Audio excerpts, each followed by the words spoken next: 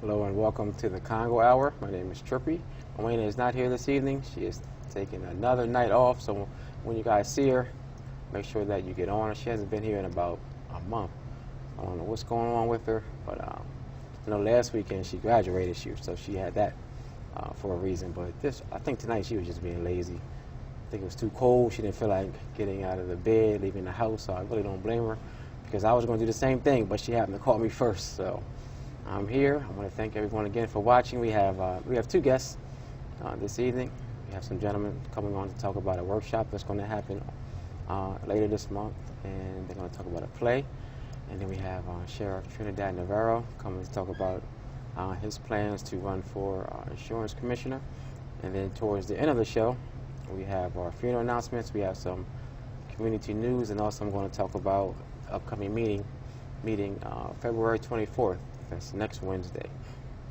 We're going to address some of the concerns of the situation in the high rise, the senior high rises in the city. So that'll be towards the end of the show as well. We also want to make sure that you know that you are invited to that meeting if you want to be a part of it, to come and let your voice be heard. Whether you live in one of the senior high rises or if you have a family member or a friend who lives there, we need to hear from you. So we invite you all to the City County building on Wednesday, February 24th at 5 p.m. But again, I'm going to talk about that a little later on in the show. So I want to welcome Sheriff Trinidad. Hi, how are you, buddy? All right, I'm how great. you feeling? I'm feeling well. Okay. I'm glad you decided to come tonight. Otherwise, Yeah, I'd be sitting here all alone. Yeah, you could have done it though. I mean, you're a pro. I've done it once or You're twice. natural, yeah, a few times. So, tell us what's been going on. Well, as you know, I've been the Newcastle County Sheriff for about 5 years now, and I'm ready for my next challenge. Okay. And I am running for the insurance commissioner for the state of Delaware. Okay. There will be a primary on September 13th. And I just wanted to get out and talk to some folks and tell them what my plan is. Right. Tell them what I think Delaware deserves, and I think Delaware deserves better than what we have going on right now. So, yeah, what made you decide to run? I know you're the sheriff. Are you going to give up that position? And Yeah. why insurance commissioner? Well, my father's 81 years old. Okay. He's in a wheelchair. He's blind. He's on dialysis. And thank God for modern medicine, because if not for that, he probably wouldn't be with us today. Okay. And I've had to take care of him, his finances, his health care, the services. And there's so many services out there for seniors in the state of Delaware, but it's not well publicized. In other words, you can't send my father a letter, like many seniors. He's blind. You can't send him an email because he doesn't even have a computer. So what we need to do is focus on getting information out to the seniors so that they know what's available. And let me tell you, it's not easy. I mean, even for someone who's educated, who knows the system, who's been working with the public for years and years and years, it was tough. Now my dad has someone who comes and sees him every day. They'll help clean up the house. They'll make sure his prescriptions are in order. They do a lot of great things for him. He's just one example. There's thousands of Delawareans who are under these types of circumstances where they may not have a loved one who can take care of them, or they may not have an advocate for them. And that's really what got me into this race, because I've seen firsthand how difficult it is to navigate and how challenging it is to deal with insurance overall as a whole. Back to my dad. He was an insurance man 40, 50 years right here in the city of Wilmington, and I worked for him as an insurance agent back in the late 80s, early 90s. And let me tell you, that was a tough job. Because it wasn't just, I'm sure some of the older folks may remember the insurance man. My dad had a debit, which means that not only did he sell insurance, but he actually collected the premiums every month. And he worked both on the east side and the west side of Wilmington. And that's where my debit was. And I loved the job, but it's hard to imagine trying to sell a product that it's no good to you until you pass away. And obviously it benefits your family and your loved ones, but it's a hard job to sell life insurance. So let's take a few steps backwards. If you can just tell us, what's the role of the insurance commissioner? Well, the number one role, the fundamental role for the office is to advocate for the consumers, to stand up to the big business, insurance, to be a a voice, Okay. and to level the playing field, because the insurance industry has all the lobbyists and the lawyers and their billion-dollar companies. And we need somebody in Delaware who's a strong advocate who will help consumers, Okay. who will stand up for people's rights. And that's what I've done my entire adult life, is help people who couldn't help themselves. So I understand being an agent doesn't make you qualified to be the insurance commissioner. I get that. But it's 25 years of public service. It's 25 years of helping people who can't help themselves, speaking for people who can't speak for themselves, protecting people. And that's the fundamental role of the job. It's to say no to the big businesses who are extracting as much cash out of our pockets as they possibly can. So when you say insurance, is there a specific type of insurance or just a broad insurance overall? Yeah. What kind of insurances do you deal with? Well, if we had about 8 hours, I could tell you all about it. But we can just start off with car insurance. I mean, I think most of your audience drives a car. Okay. And if you drive a car, you have to have car insurance. All right. So right now in the state of Delaware, we pay one of the highest premiums in the country. I've seen articles in USA Today that says Delaware is the 4th highest state in the country for car insurance rates. You couple that with if an individual has poor credit, they pay almost twice the amount as someone with good credit. It was in Consumer Reports back in August that an average person pays $1,600 a year for car insurance. Okay. An average person with good credit. Someone with poor credit pays about $3,600 a year for car insurance. And these are the people who can least afford it. Right. These are the people we need to advocate for and stand up for and say to the industry that this is not right. Yeah, that's not justifiable. Like, how do you justify Well, it? it isn't. In many states, it's illegal. And see, I talked about how everything's slanted towards the industry. See, they did pass a law that says they can't use your credit score to change your insurance. Okay. But say you have company A and you're paying a ridiculous rate and you want to change to company B. That's when they can use your credit score. So it discourages people to shop around. But also, as we age, our rates go up. You know, after we hit retirement years, you know, and people say that seniors are more likely to be involved in crashes, when that's not necessarily true. Listen, I was on the job for 25 years, you know, between the police department and the sheriff's office, and I saw all those serious crashes, the fatal car accidents.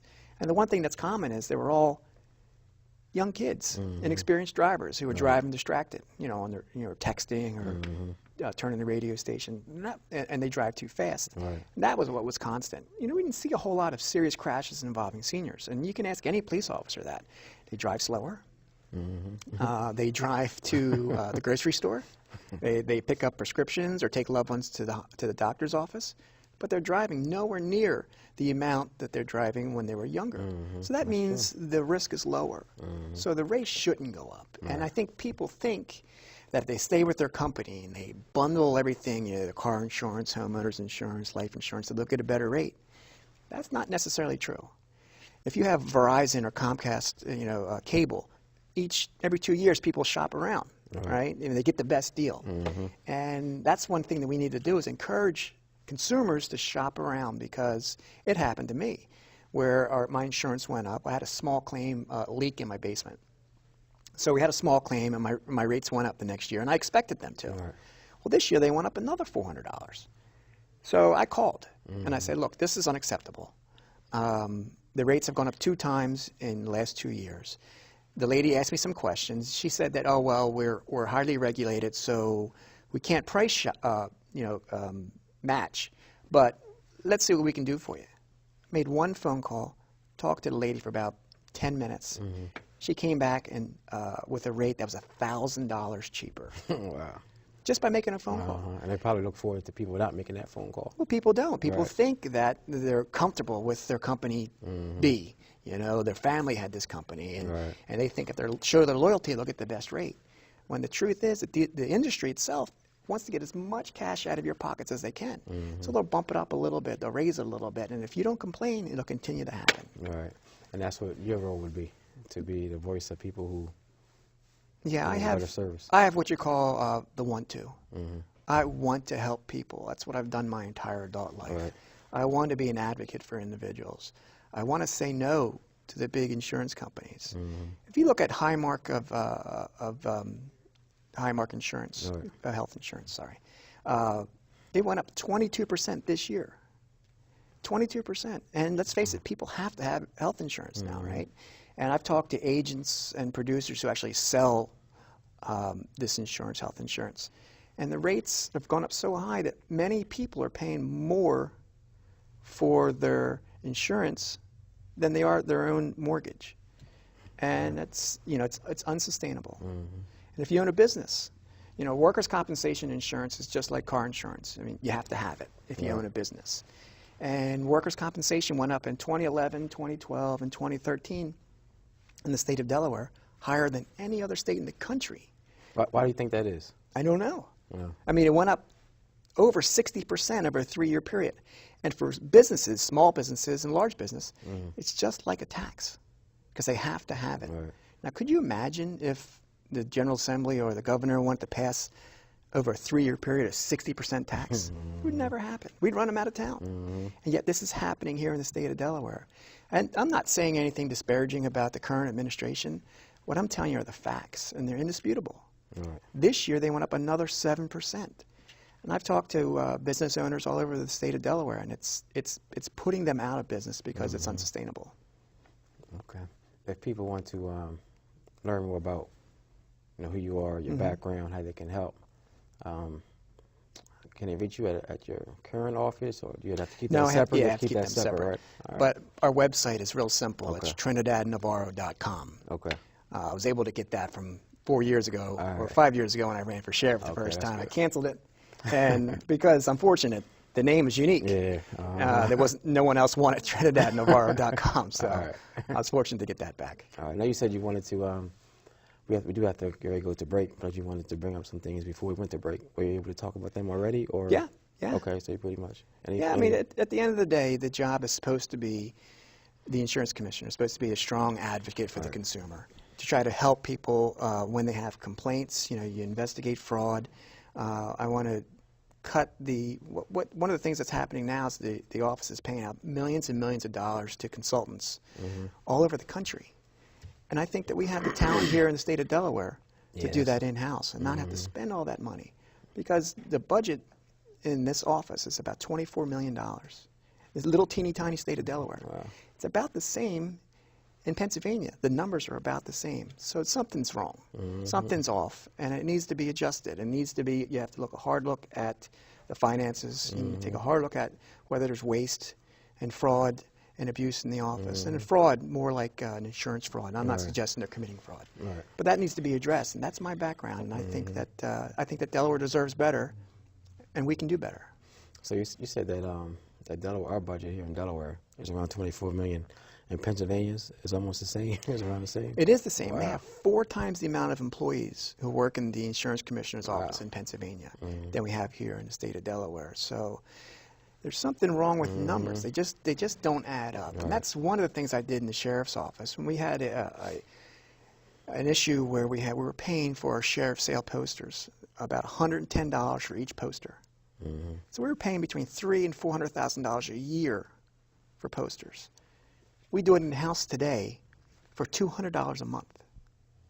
So we were paying between $30,000 and $40,000 a month for these posters. We do it in-house for $220, or about $200. It's just a way. I mean, it just shows how government's not supposed to work that way. Right. And when it's allowed to work that way, it'll continue to work true. that way. And without somebody to step up and say, this is wrong, it needs to be fixed.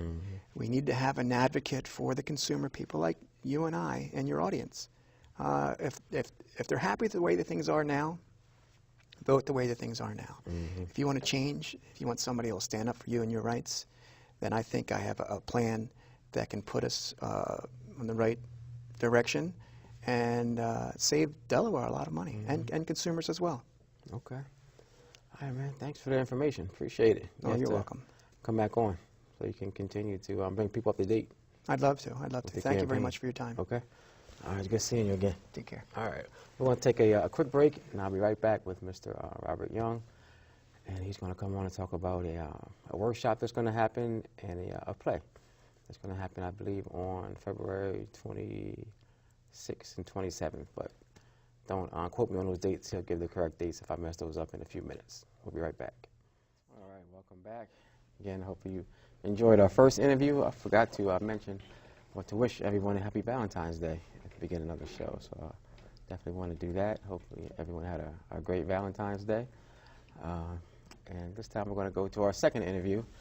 We're going to talk about a play that's coming up in 2 more weeks, right? Yes. A play and a workshop. And a It's gonna workshop, happen, yes. What are the dates again? February the 28th for the play, Okay. starting at 3 o'clock at the Grand Opera House.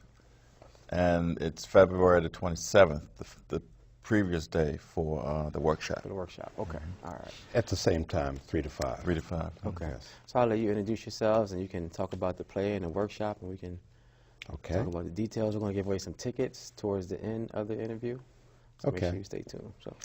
First of all, thanks a lot for having us on again. We appreciate the publicity. We think it's a very important is. Yes, it subject of black history that's been under-publicized for a very long time. My name is Robert Young, first of all, a member of Kappa Alpha Psi fraternity, and it is our charitable arm, Kappa Mainstream Leadership, that is sponsoring these two events. I'll have to say also that the Delaware Humanities Forum is co-sponsoring and co-funding the workshop that I'm going to talk about in a few minutes, and we thank them very much for their participation as well. On Saturday, February 27th, we're going to have a workshop entitled The Tuskegee Experiment, which both includes the Tuskegee Airmen pilot training and also some of the other aspects of the Tuskegee experiment that went far beyond pilot training, which is noteworthy in its own right, but there were other aspects to that whole experiment that is going to be talked about at the workshop. The workshop's going to be led by Dr. James Newton, who was the previous professor and chairman of the Black American Studies Department at the University of Delaware, who is well versed in so many subjects involving black history. That's going to take place at the Episcopal Church of St. Andrew and Matthew from 3 to 5 o'clock. And there is going to be an evaluation done of it. The Delaware Humanities Forum has special qualifications that will take place. After his presentation, there's going to be a lively question and answer period so people can really get the gist of the history of the Tuskegee experiment during the 1940s, where people were fighting hard to become pilots and to have other responsible positions that our society really didn't think that black Americans had the capability to perform. So we want to make sure that people are aware of that experience with the workshop. We look forward to seeing you, and that will be the day right before the play itself. And Gene's going to talk a little bit more about the play. Okay. Welcome to the show. Thank you, thank you, thank you. Glad to be here. The title of the play is Black Angels Over Tuskegee, and it is about the Tuskegee Airmen and the trials, challenges, and the triumphs that they were able to accomplish. It is right now a play that is off Broadway in New York. Given an idea of how well received this play has been, it was initially planned to be off Broadway for, I think, 2 to 3 weeks. Okay. It has now entering its 7th year. Wow. So it is a very, very good, good play. It is written and directed by Leon Gray, who is also a member of Kappa Alpha Psi. Okay. And there are about 6, 7 actors that will be coming to portray the Tuskegee Airmen. It is, as I said, is at the Grand Opera House. If I had not mentioned that, it is going to be at the Grand Opera House, starting at 3 o'clock. It's about a 2-hour-long play, Okay. so it should end somewhere around 5 o'clock with an intermission. How much are tickets? The tickets, we have two prices. The adult price is $35, and the youth price is $20. Okay. But there is a service charge of $6 that has to be added to each of those prices. So Okay.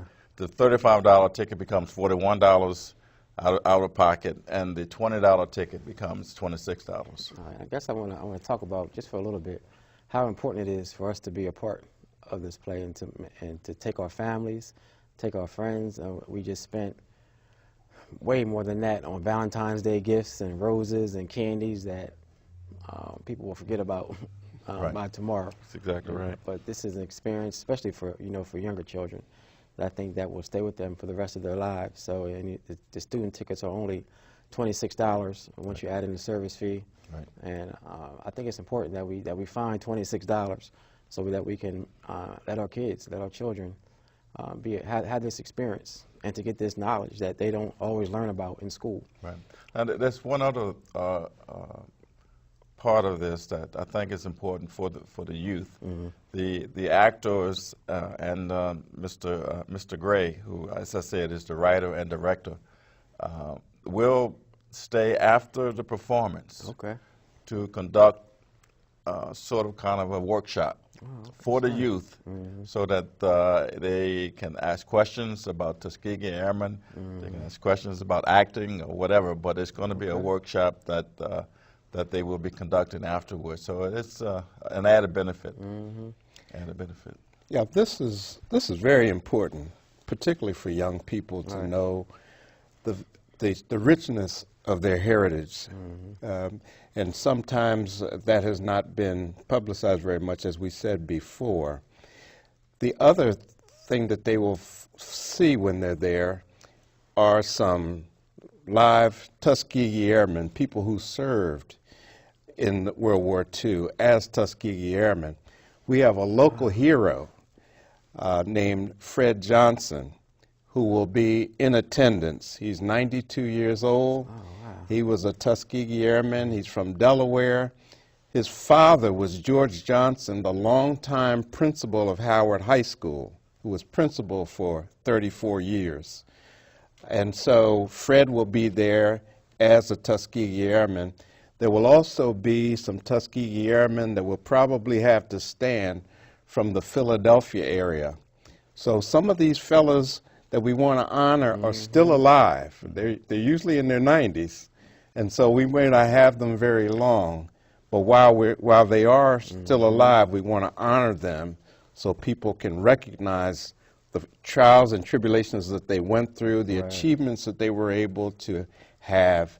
And this is something that our kids need to see, need to know about. Parents do too, to know about this rich history that we're bringing to the Wilmington area. And trust me, if you see this play in New York, it's going to cost you a whole lot more than it's going to cost here in Wilmington. Right. So we actually kept the prices low so that people could afford to come and experience this along with us. There's one other thing to say about Mr. Johnson. He, in addition to being one of the original Tuskegee Airmen, he received the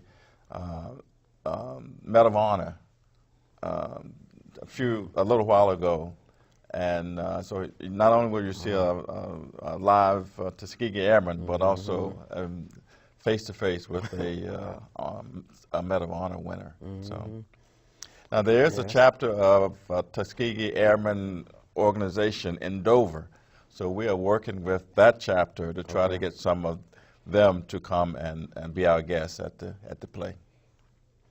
Okay, yeah, so I do want to give away 4 tickets. Okay. 4 tickets to the younger crowd, the youth. What age is that? Under 18? When you say? We haven't been that prescriptive Oh, about okay. it. All If they're young people who are interested, who will tell us they're going to come and actually show up, then we have some free tickets available free to the students, thanks to Congo and Congo Funeral Home, who are sponsoring this. And so if you need those tickets or you want those tickets, give me a call, the number that we have mentioned, and we'll make sure that we get those to you. Okay. And the number is on the screen that you can call. You just have to say that you saw these fine gentlemen on the Congo Hour, and you will get one ticket for a youth to come and see the play. It's going to be a great experience. I'm definitely going to be there. Please. Especially when you think about what's going to happen. You said Mr. Johnson's going to be there. Yes. That's Fred Johnson. yeah, history. You know, just walking around Delaware, that we definitely have to honor and recognize. Yeah. You know, a lot of times, like we mentioned, you know, our children, they learn about so many other heroes of other you know, ethnic groups, and it's important that we just teach them that we have some heroes also. It is so interesting because he's been so unassuming about his participation. He was my science teacher at Warner Junior High School and track coach. He never talked about the Tuskegee Airmen. We never knew he was a Tuskegee Airman, so he never publicized it and put it out there. So he deserves all of the plaudits and all the recognition that we can give for being the kind of educator that he was all those years in the Wilmington public schools, and also his service to the country. All right, so can you give the dates again for the workshop and then for the play? The workshop is 3 to 5 o'clock at the Episcopal Church of Saints Andrew and Matthew at 719 North Shipley Street, Wilmington, Delaware. And that's on Saturday, right? That's on Saturday. That's a Saturday. The play is Sunday from 3 to 5 on February 28th at the Grand Opera House. So please come by, see us, and enjoy that rich history along with a terrific off-Broadway play. So for the workshop, do people have to pre-register, or can they just come? No, they can just come. Okay. It is free to the public. There will be light refreshments there available, and I think you'll really get a good history lesson, one that you probably have not gotten in the past. Okay. All right, gentlemen. So once again, you can call the number that's on your screen, and we do have some tickets available at no charge for the youth. So give that number a call, and we will see you on February 27th and the 28th. All right. Thank you. All right, you're welcome. Thank you. We're going to take a break, and I'll be right back with our community news.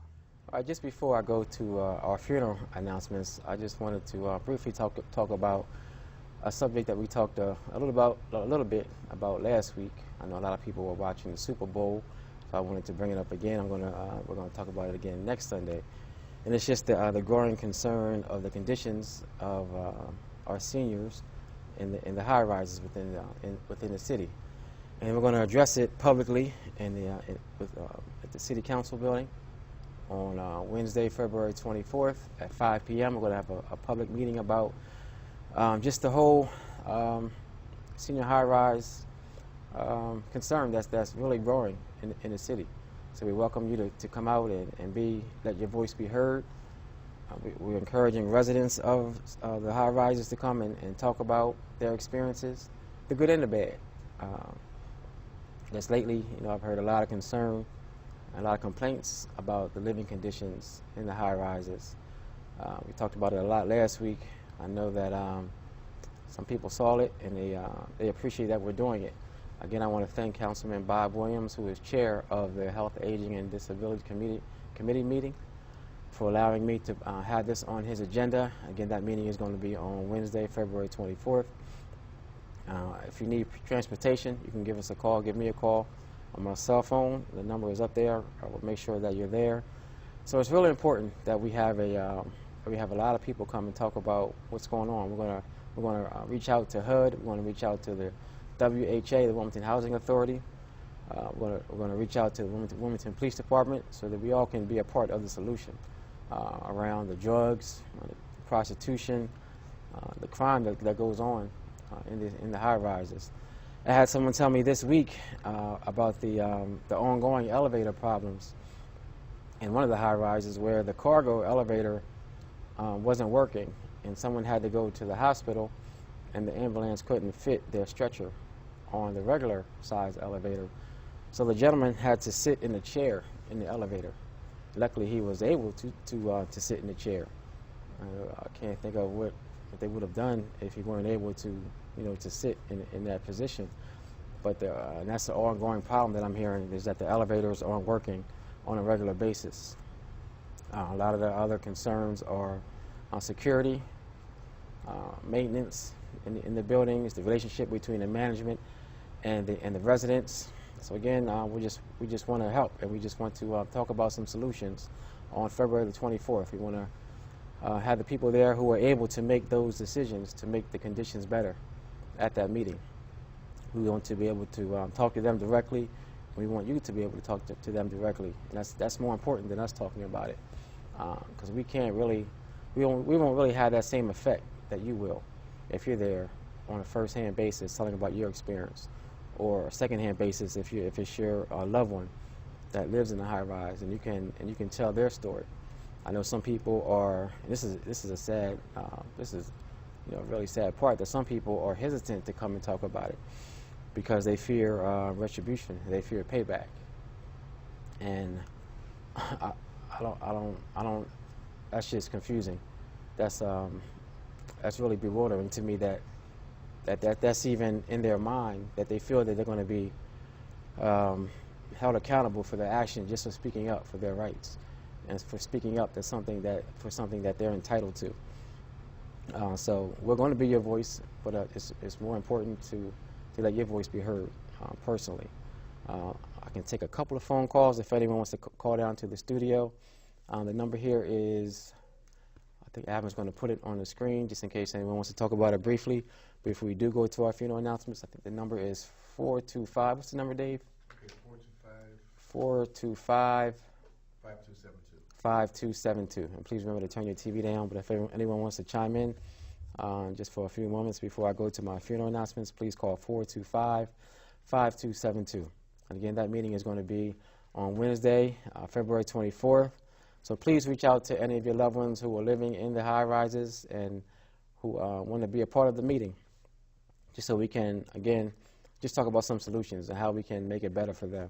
I know some people are probably going to be uncomfortable, but I think that it's something that we really need to pay attention to, our seniors. A lot of times they go into those high-rises, and I think they feel that we forget all about them with their struggles and things that they're going through.